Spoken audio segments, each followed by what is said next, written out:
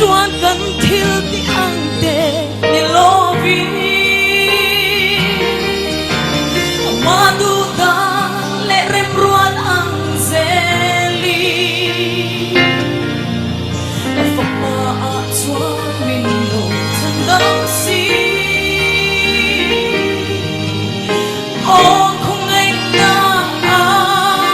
thu e shin thil ti te hi chin chia la lal pa nghe chân đam đi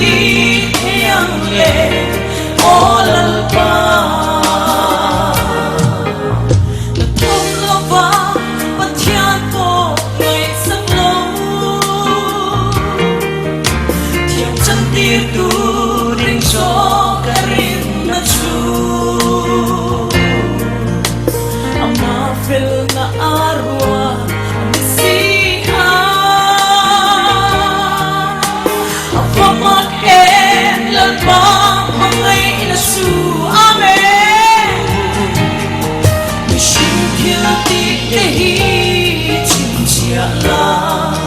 lal pa nghe chân đam đi em lệ ô lal pa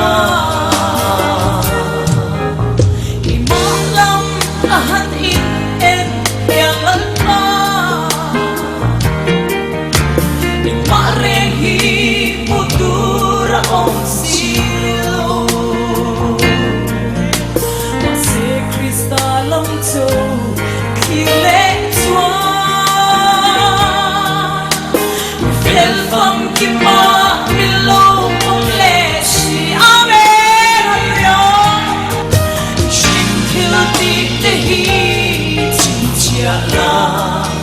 lal pa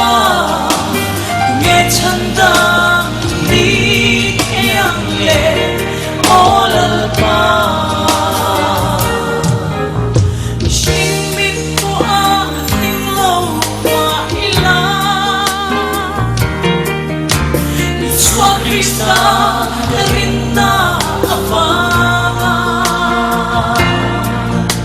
el pan fila min lâu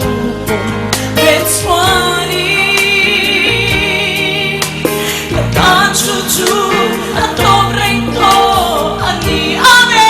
halya shin kilan ti te hi chin chia la lal pa nghe chân đam đi yang le ô lal pa